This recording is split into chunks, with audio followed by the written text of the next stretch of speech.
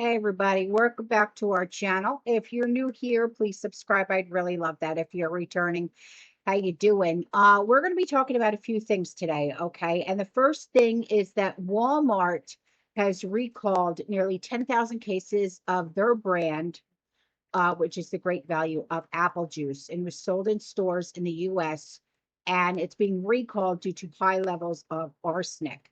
So the FDA gave the recall a more urgent classification after making its original announcement on August 15th. And the agency changed the recall from unclassified to class 2. Um, a class 2 recall indicates a situation in which use of or exposure to a volatile, forget it, product may cause temporary or medical reversible adverse health consequences, or where the probability of serious adverse health consequences is remote.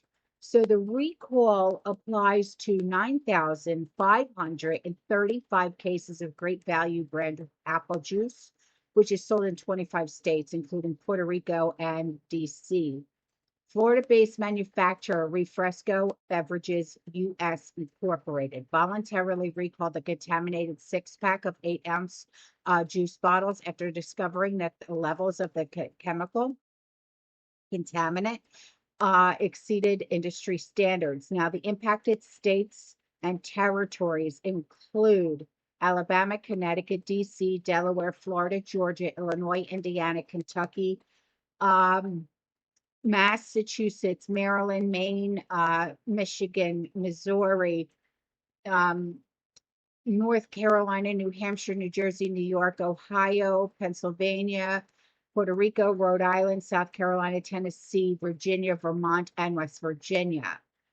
So if you have this, either dump it or bring it back to the store, okay? So the second thing that we're going to be talking about is the California Senate passed a controversial bill to provide loans of up to $150,000 for immigrants to purchase homes. The bill, AB 1840, requires the California Housing Finance Authority's Home Purchase Assistance Program, or California Dream for All program, to include undocumented applicants. The bill passed 23-11. Now, California's Dream for All Child Appreciation Loans program allows applicants to secure loans up to $150,000 or 20% of the home's purchase price, or about what a typical down payment is, with zero down payment on this state loan and no payments. In exchange, the state receives an original loan amount plus 20% of the appreciated gain when the home is refinanced or it's sold or it's transferred. However, California's Department of Finance said that there's no money left to supply the program. So after the California Senate advanced a bill allowing undocumented immigrants to apply for the state's first-time home buyers program, the California Department of Finance confirms that the program has no money to give. So lawmakers didn't appropriate funds for it this year. And the state is facing a budget shortfall. And per the budget agreed to, which was just in June, the program wasn't given any new money for the 2024-2025. And in order to replenish, lawmakers and the governor would need to appropriate it for future years, but shortfalls are expected to persist.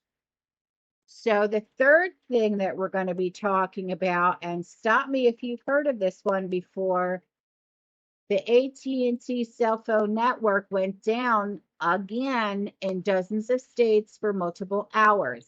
Now, if this sounds familiar to you, it's because it happens many, many times before. And the most recent was just less than a year ago. And the outage affected the 911 reporting system, as well as basic phone calls, text messaging, and the internet. So in short, if you had AT&T and you pretty much just had a brick most of the day instead of a cell phone. So it's just a dry run before the big one. perhaps to occur right around the time of the election. I mean, this is just my thoughts. You know how my brain works. Um, but I think it's going to keep happening. And it's not just going to be AT&T. It's going to be Verizon. It's going to be T-Mobile. It's going to be all the big ones, right? So the next thing that we're going to be talking about is police in the UK. They have arrested an 11-year-old child over violent disorder regarding riots across the country. Now, police have arrested individuals between the ages of 11 and 43, but the 11-year-old is thought to be the youngest person arrested over the nationwide disorder that followed the Southport stabbings, if you remember that. Okay. And the police said that they now arrested 110 people following unrest in Hartlepool and Middleborough earlier this month. So, this next thing that we're going to be talking about is this is just what I needed. Okay. I needed this laugh today. Tucker. Okay. He's one funny guy. I do have to say that. But Harris, she posted a handwritten letter online from someone named Tucker. And it was obviously fake, okay, but designed to imply that it came from Tucker Carlson. It was wrong. It was weird. It was creepy on so many levels, but not at all surprising for this woman and her administration. Right on. So as you can see, I put the picture up, okay? And I'll read it to you. It says, Dear VP Harris, one of my absolute favorite things in America is how people of different backgrounds and beliefs have the freedom to communicate with each other. We are so blessed to live in a country where the greatest currency is the free, wait, is the, yeah, I think that says free. Yeah, free flowing exchange of ideas. In America, we are blessed with the ability to come together on common ground. In the spirit of establishing common ground, even though I am fairly conservative and we may have our disagreements, I am writing to express my gratitude for yours and the president's. Yeah, this is not written by him. Biden's efforts to establish common sense gun safety laws. Yeah, it's not written by him. Owning firearms in every American's constitutional right. Like all things, there needs to be reasonable regulation like age restriction, background checks, and mental health screening. Thank you for heading the White House Office of Gun Violence Prevention and for yours and President Biden's push for common sense gun safety laws. I look forward to seeing what the Biden Harris administration accomplishes in this. What? I can't read. The handwriting's really bad. It says, All the best and God bless Tucker. Tucker doesn't write like that. So, well, then Tucker, the true Tucker, wasted no time in posting his own fake letter in response.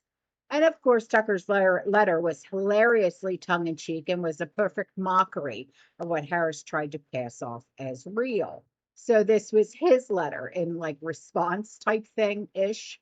It says, Dear Tucker, I can't believe I'm writing you this letter, but here goes. Honestly, I never thought we had all that much in common. Since college, I've considered myself moderately progressive in the sense that I don't believe in law enforcement, national borders, or the right of American citizens to exercise fundamental human autonomy. You seemed like you were coming from a totally different place. I thought I disagreed with you on everything. Boy, was I wrong. The other night, I was looking at the internet and saw your conversation with Bobby Kennedy Jr.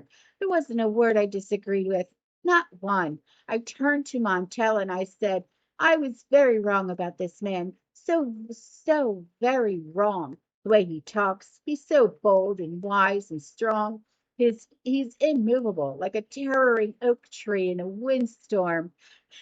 He sways gently, but never breaks his trunk. It's so God, his trunk really, Tucker, is so broad and firm and rooted to the earth. I can't imagine the size of his root ball. What the hell, Tucker? I was so impressed. So thank you. You've shown me something about myself and about the world. I will never forget it until we meet. Kamala. What the? So congrats, Kamala, on whoever runs Kamala's Twitter. You've sunk to a new low, girl. Is this how desperate your campaign has become? Is it? God help you. No kidding. All right, y'all, I'm out of here. I will see you guys in the next one. You stay safe, you stay positive, you keep prepping. And as always, fearless. Ciao.